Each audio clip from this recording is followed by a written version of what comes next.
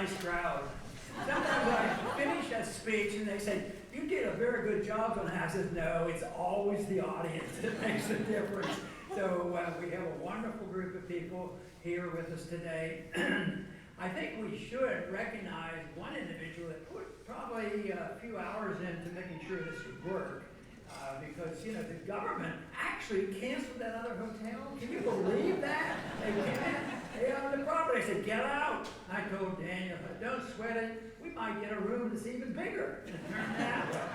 But Daniel had to put up with a lot of planning, and it worked out very, very well. And he even admitted to me the day before yesterday, he said, "I'm stressed." So let's give Dan.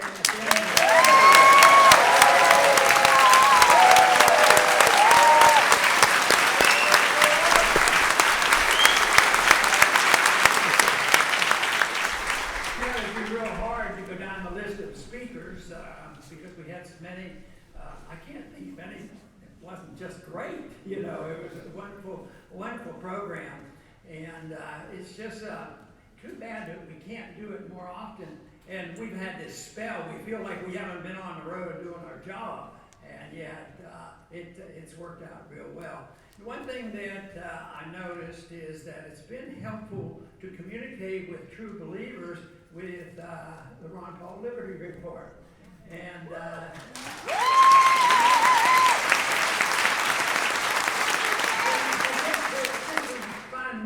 would you raise your hand if you look at the Liberty Report? There's a few here. And you know, for some reason, I at times become suspicious. There are others who get more suspicious and paranoid than I do.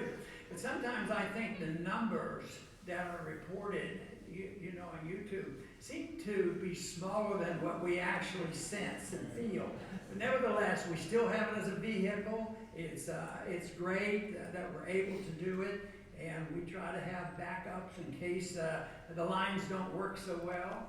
But right now, we'll use what's available to us, and the important thing is whether or not we can communicate and whether or not you're an enthusiastic supporter for the cause of liberty. And this is a great reassurance that there are a bunch of people who are still in growing numbers to be enthusiastic about freedom, so we are going to continue.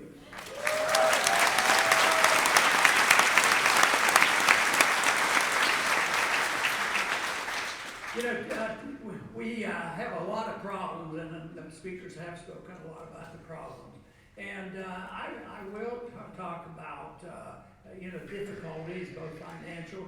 I wrote a little pamphlet not too long ago. It had to do with bankruptcy, and it was my conclusion when there's a financial bankruptcy and there's a moral bankruptcy in this country. And I think when we look at the emphasis on this program domestically, the moral bankruptcy really comes glaring out. But the financial bankruptcy, as you say, well, this is sort of on civil liberties and personal liberties and how the government's abusing us. But you really can't separate that from an important issue that I've talked about, because as far as I'm concerned, honest money is a civil liberty that we ought to be protecting.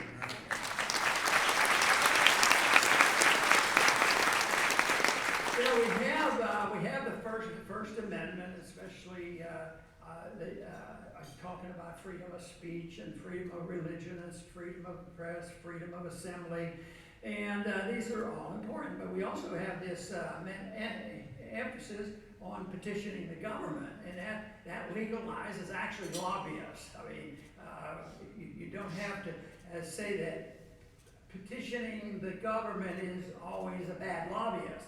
But I'll tell you what, there's a lot of petitioners and a lot of lobbyists that aren't necessarily on our side of this issue.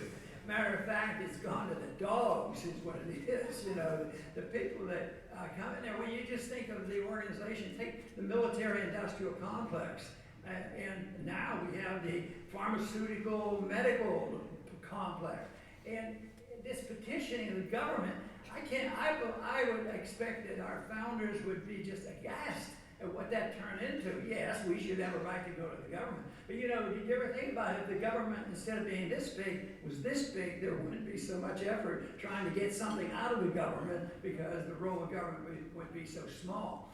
But it is something, though, that goes on, and it represents the fact that the government keeps growing because the people and many others have accepted principles that government is supposed to be big, it's supposed to provide services, it's supposed to be a safety net for everybody, and it's always couched in terms of humanitarianism. And of course, if they talk about taking care of people when they get in trouble financially or whatever, the government marches in, just like 18 months ago with the opening up of this COVID thing. You know, it went wild. And this happened after 9/11, as far as I'm concerned, too, is the government moves in, spends billions of dollars, takes away our liberties, and ignores the problem. And I think that's happened again. I mean, they came in here with these trillions of dollars, and it's pretty easy to do it now because you don't even have to go to Congress. Today we heard about how the Congress works, and the Congress is supposed to appropriate money and do these things, but they don't have to do that. I mean, I think the Federal Reserve can create money much faster, or because the others can't create money, but they produce more money and pump it in, but guess what? It causes the division of the society, and that's why we have these social conflicts. So whether it's 9/11 or whether it's the COVID crisis, what we end up with is government is spending more money, but the division within us always gets worse. And when the government gets involved, there's less productive wealth. And the productive wealth doesn't diminish, except there is a lot of wealth transfer. So you have more billions and more millionaires and trillionaires. You have more of that, and you have a lot more people living in tents on the streets. And yet there's still a lot of wealth out there. The whole thing about this wealth, we wonder why should this happen and have so much trouble with not understanding the business cycle and why this happens. And I think the one problem came to us, after World War II. We were on the victor side. We had less property damage. We had less people killed. We ended up with all the gold. We ended up with a military the strongest in the history. And the wealth was huge. And so some people can't understand, well, if we've been doing this, and ever since the Depression, we've been practicing the intervention with economics and the people, the redistribution of wealth, Keynesianism. And yet it seems to work pretty good. It's getting worse all the time. But I think what was happening right after the war, I think we were very, very wealthy. And we still are pretty darn wealthy as a country. But we destroyed, the system the way it's supposed to work. It's not supposed to work by having, guess who writes the drug bills law, the pharmaceutical industry. Guess who writes the bills law in Washington? It's the banking industry. They come in and write these things. So it's totally out of control, but we've gotten away with it for a long time. But I think what I heard here by various speakers, and I think it's probably understood by many of you, is that we're on the verge of some very bad and tough times. And in spite of what happened the last 10, 20, or 30 years, because I think we have destroyed the system itself. We've destroyed the value of money. We've destroyed the value of the economic system. But worst of all, we destroyed the trust. The trust in government facilities, but in everything. And that's why there's so much division, that trust is lost. And I don't think this is an accident. I think this is done by individuals that sort of are winning, even when things look so stupid and so dumb out there. Why would they do this? And having, why? What's the purpose of that? But the only way I've been able to not get too upset with that is I look for the person and the people who might benefit from the stupidity all. And there's always somebody that's going to benefit from it, and they are doing it. And those people are the ones that we have to identify. I happen to think the ringleaders that are found in this organization, pseudo-organization, the cultural Marxists, those are the ones we better understand and deal with.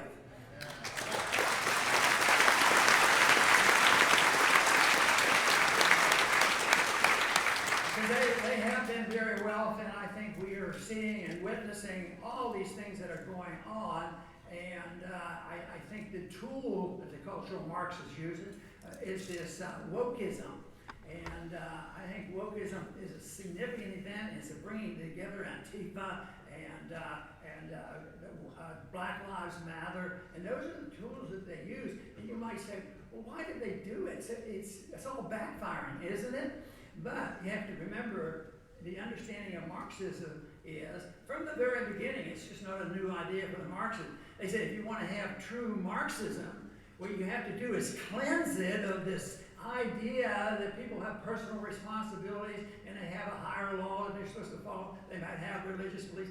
And they tried it, it didn't work very well, so they're more energized than ever now to make sure that they eliminate anything like that, because that is the enemy, and of course that's been going on for a long time. I keep thinking that in many ways historically there's been a lot of respect for the things that we believe in, but there's been a lot of ups and downs. I think it's good and evil that's been going, that little debate's been going on for a long time, and I think that's really what it boils down to is people trying to figure out, philosophically, they don't think about the philosophy about it, but I think it's this whole idea of whether or not there's a higher law that is very important for all of us, and that has been around a long time, and there is another law too. And I've come to the conclusion the best word I can use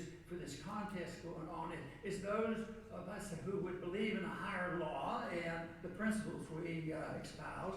At the same time, the people who are the enemy are the nihilists. They do not believe, and it's loud and clear, they claim it, that there is no economic or no basis for the understanding of what truth is. So they have philosophically said there is no such thing as truth. And Nietzsche and others have for years talked about it. They don't have it. They're coming from a completely different philosophic position. That's why don't waste a whole lot of time on people acting out there and they're doing really stupid things because they're not on the same level, and I don't think that's going to work. The way I bring this down to a smaller example is it really bothers me, and I'm sure it bothers every single person in this room. You'll read a story that there's a hoodlum out in the street, and a real hoodlum, he's going up and down, and you know he's the tough guy, and he goes in and he wants to rob a store, and somebody, there's been stories similar to it, and the clerk at the store, is hiding behind a counter or was wounded or something, and the thug that comes in, he comes in, and as he's leaving, he has his stuff. He can just leave, but he just goes over and fills that person with bullets. Now that is real insanity, and I think internationally and politically, people think that way, and I think the people that organize what's going on in the world today have the same type of reception. They're the ones who can be described as a psychopath and sociopaths. They don't have a conscience. They don't feel guilt.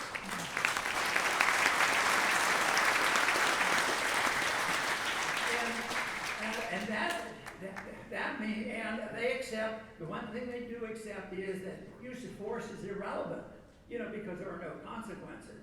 And there's always going to be problems because avoiding all violence, I think we lost that battle in Adam and Eve, and it's been going on, and good and evil's been going on, but I don't think we use the term nihilist enough, but I really believe that's our big problem in understanding. I use that in my mind to understand the enemy on what they're thinking about and how they think, and in many ways, because I use the terms all the time, and I hear it just in conversation. Why are they doing that? It doesn't make any sense, and it doesn't. Even though you say, well, yeah, but look, they're making everything worse. It might even hurt themselves. It doesn't matter.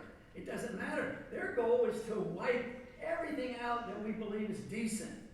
And now what we're recognizing is we're identifying the country and the people are identifying, we're recognizing what it is, and we can see the consequence of this.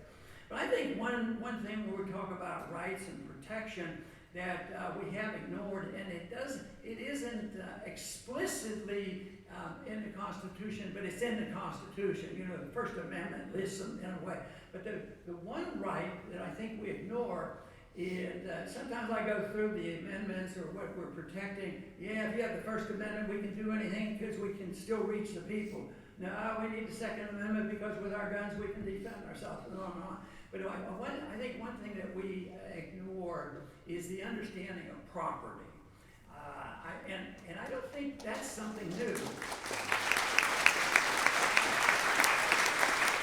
I think this whole issue of the importance of property goes all the way back to Hammurabi, 17th century BC. I think the laws were like 282, and he's given the credit for putting down law for the first time, written out law, and give the people a little bit of an understanding between the authorities and the people. And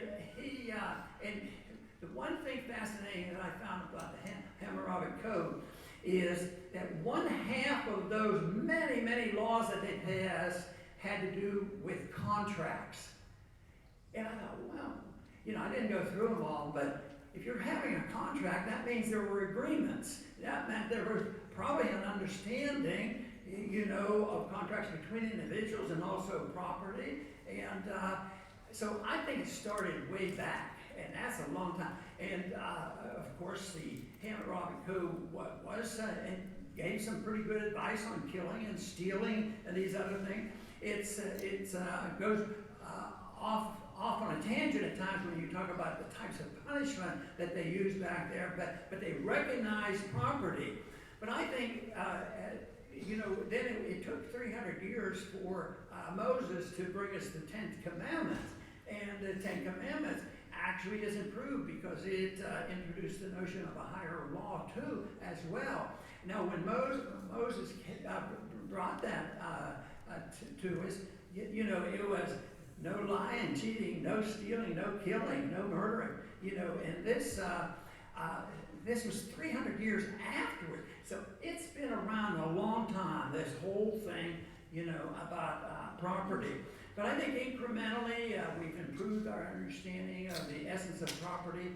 I think John Locke was very instrumental for giving information and for our the founding fathers for writing the Constitution, because he was a believer in natural law, a higher law. He believed in property rights, and they were essential if you want to believe in liberty. So you put those together, and it's not quite as complicated. And there were some of the founders that argued against passing the Bill of Rights. Not that what they were trying to do was bad, as much as they did think it would be very practical, because how can you put down every single right? I like to make things more simple than that and think a right is a right, and you know what to do. And what I do is I start off with a right to life, all life.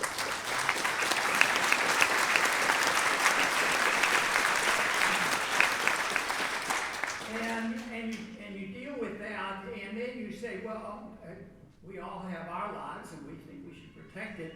Well, it's not doing too badly. Of course, it's getting more difficult. The government gets more aggressive all the time and gives us a lot of regulations and medical treatments that aren't very beneficial.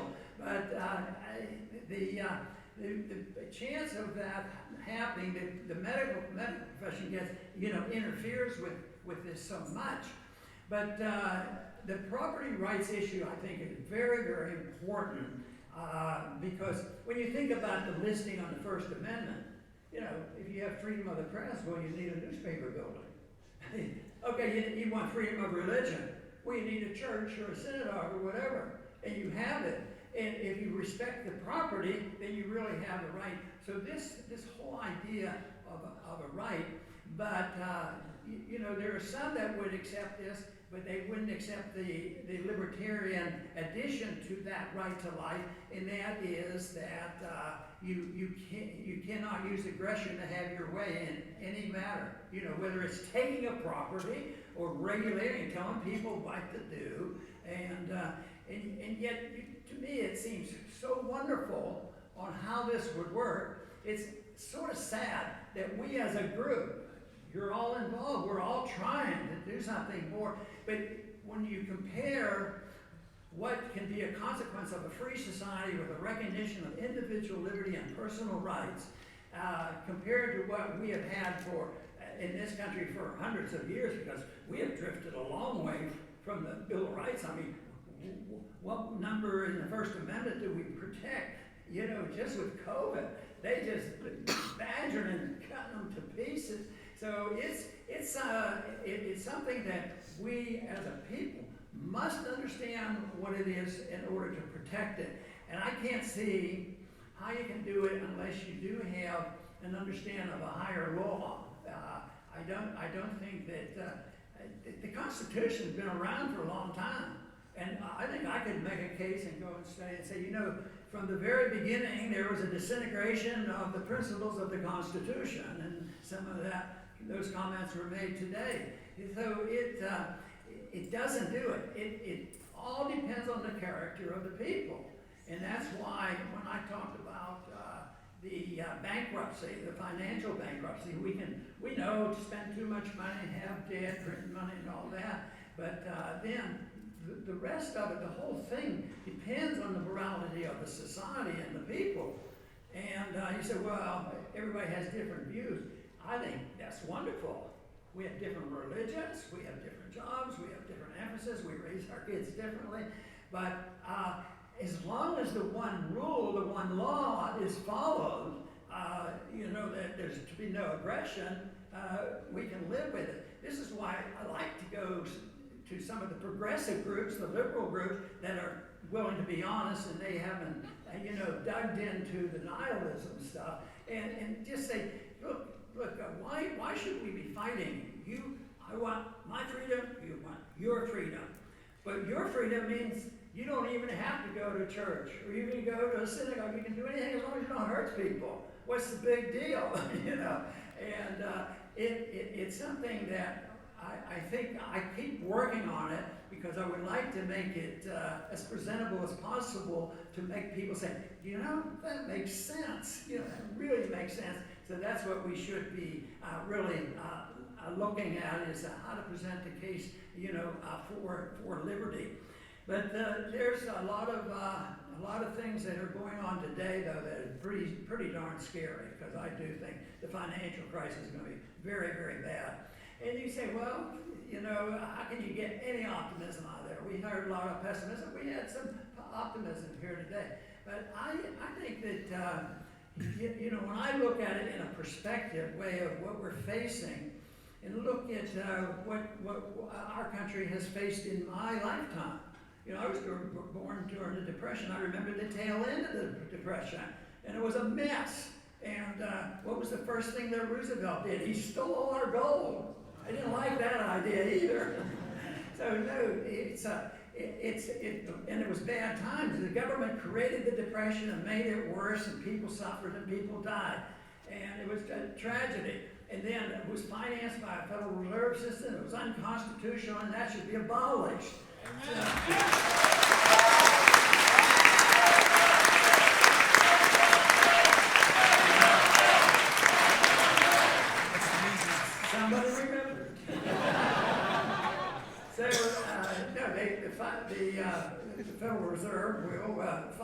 all that and the economic system, but what do? They run up the debt, and then that leads to a greater problem. But we get by mainly because I think we get by of all the stupidity in our economic system is because we have unearned opulence. It's not earned, and there's a lot of opulence, and as time goes on, it goes from a time when great wealth in this country was like this, with a large middle class, but now we have great wealth, not necessarily growing because everybody's livers being taxed. Now we go over, and this goes down, middle class goes down, and the very wealthy gets bigger and bigger. So it's opulence there, and that is where real division comes, because the economic distribution just becomes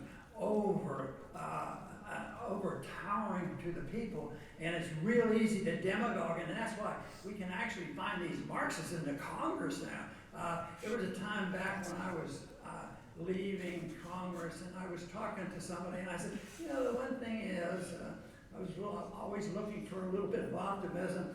I said, you know what, while I've been here, I've never heard other members say, I'm a socialist. And, but I would have people come up and say, even when they're not, they'll come up and say, well, I'm a libertarian on this issue, that sort of thing. Libertarianism wasn't an evil word, but at that time there was enough resistance towards socialism that people didn't say, I'm a socialist now. Now you get canceled if you don't say I'm a socialist now. So it has changed, but that still doesn't destroy my desire and hope and the possibility that we can survive all this. Because, we got through the Depression, we got through World War II, we got through Korea, we got through, Vietnam, we got through, 9/11, barely, and each time it seems to get worse. But things have been very bad, and things do come back. But that's pretty much all of history. But I really am a firm believer that we have to get more people who have the basic understanding about what real liberty is all about, and that they're able to figure out some way. I get so many questions from young people that come out and say, they might be at a college campus or something.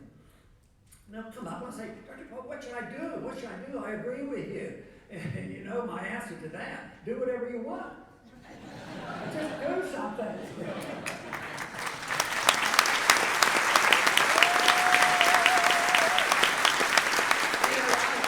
I am so pleased, and almost at every meeting like this, and I had some here, and there have been several, somebody will come and tell me. The one that sort of excites me the most was the 13-year-old that said, I heard you back when I was in grade school, and you got me interested, and I've been following you all along. He says, and I had to sort of do some persuading with my dad for a while. But he says now he's a dedicated libertarian.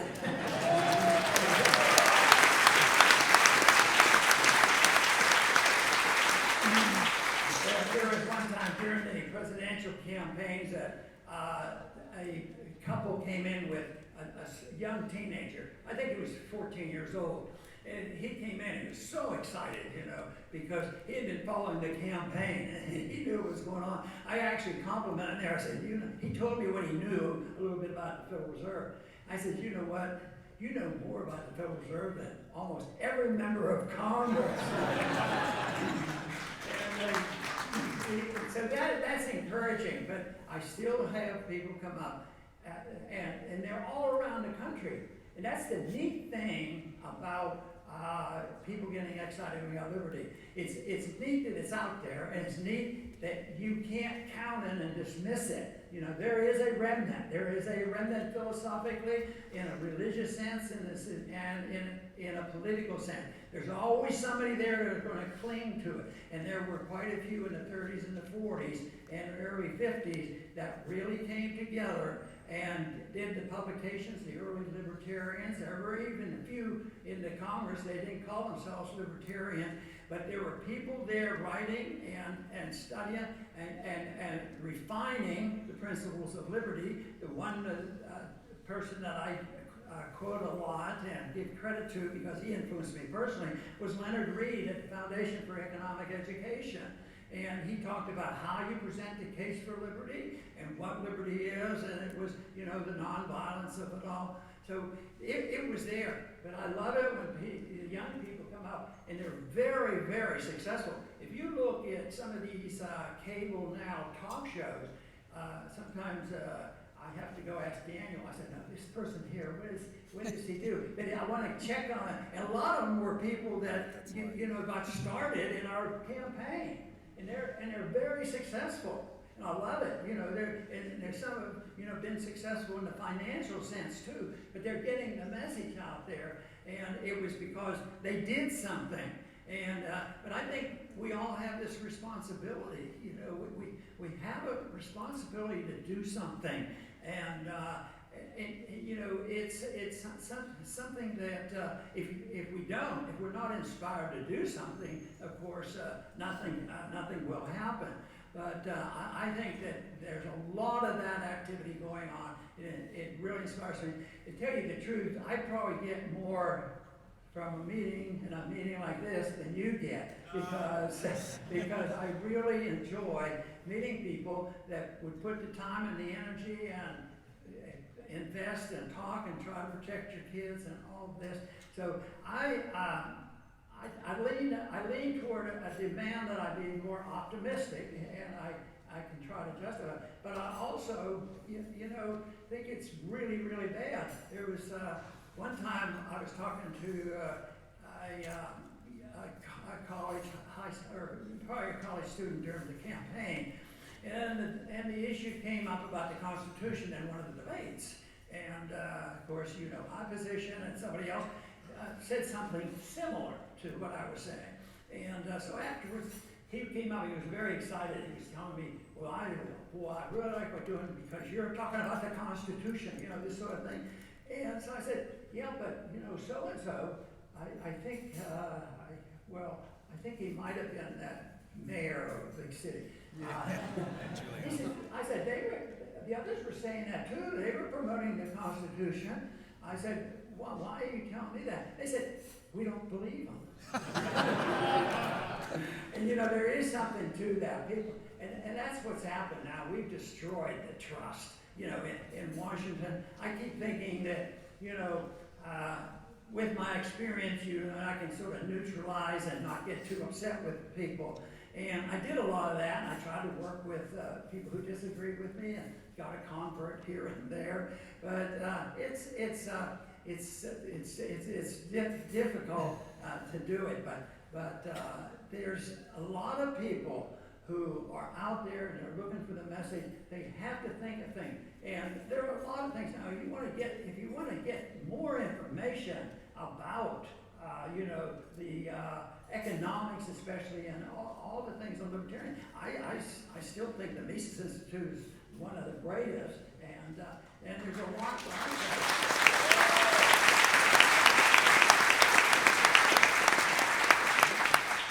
Because I'm convinced, obviously, that ideas have consequences, and that if an idea whose time has come, it can't be stopped. And I think our ideas are there, so we have to have our ideas succeed. You have to understand the enemy as well and be warned about it, so that you answer their question. And so I think that we have achieved a whole lot in that regard, and I think it's going to be difficult. That's the whole thing. It's a smooth sailing. No, it never was and never will be. But the one point I'd like to reemphasize again is that if you really concentrate and understand about property, that you are rewarded for incentives, that you can solve a lot of the problems. And the one story, I'm sure most of you have heard of this story, which was a real enlightenment. I mentioned a couple of things in history where they were recognizing early on about the benefits of liberty. And this was the Bradford colony, Plymouth colony, when it was settled. And when it was settled, you know, they had the Mayflower Compact, which turned out it was more of a social compact. But they landed, and and Bradford was the governor, and he set this up. Well, everybody will go in this field, this field, this field. We'll put all the food into one bin, and when you need it, we'll pass it out to you. Would you be surprised if I told you it didn't work? the people didn't want to work for somebody else, and some people needed more than others. I understand it was a total rejection of private property. It wasn't like somebody at that time in history didn't know about private property. In Europe, they knew about it. But Bradford finally, after I guess 2 years of starvation, people were dying, that he had land plots, divvied it up. Each family had a plot of land. And can you believe it? It thrived after that. The kids went to work, the parents went to work, and before the production went up, they started trading stuff internally, and then they actually was able to, they probably had tobacco and thing, and probably started selling. So the whole colony thrived after that, and it was based on private property incentive. But if you have private property, and you're doing things to take care of yourself, aren't you a sinner? You're too selfish. Well, I don't think I ever read that in the Bible, that if you take care of yourself, you're selfish. But matter of fact, I think in this day and age, you are really being generous, because if you did that, if you were willing to work and take care of yourself, and never ask for or depend on the government stealing something from somebody else to give to you, you'd be in a much moral situation, more productive, and the whole world would be better off. The whole issue of war, I think, comes up all the time, because war is a time when you can do more to take away people's liberty. Whether it was the 9/11 episode, or whether it was the war in the Middle East. Look, it took them 20 years to finally say, let's throw in the towel. And then people got angry. You're leaving too soon. Those are the conservatives. I've argued for a long time, and it was, I think, recognized at this meeting. I always knew that in looking at this and talking to my friends and looking at the parties, it wasn't so much the Republicans and the Democrats. The only two things you had to worry about were the conservatives and the liberals. And everybody else was, they were all statists. They were not people who want to reduce it, the pretense of it all.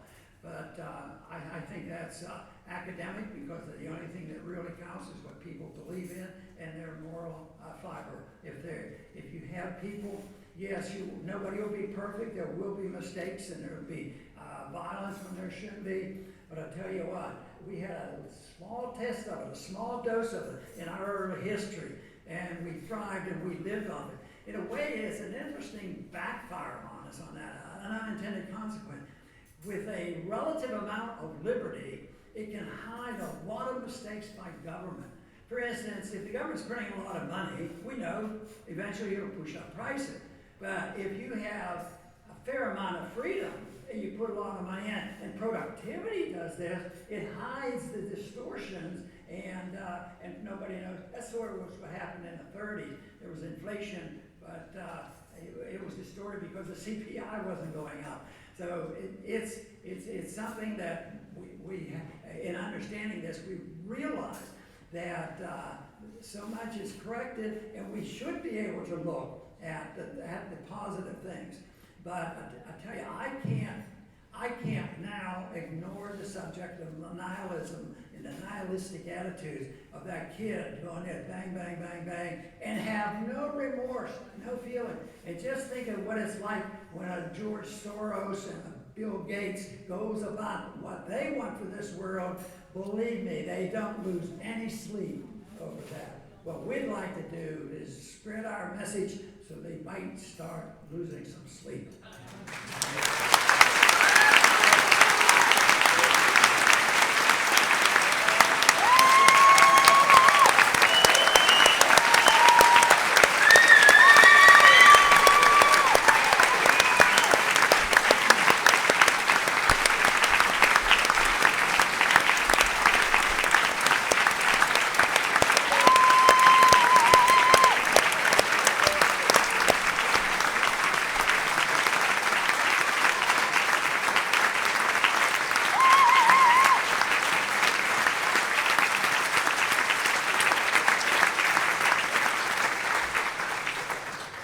Well, thank you very much, everybody, for coming out under difficult circumstances. We're grateful to you for being here.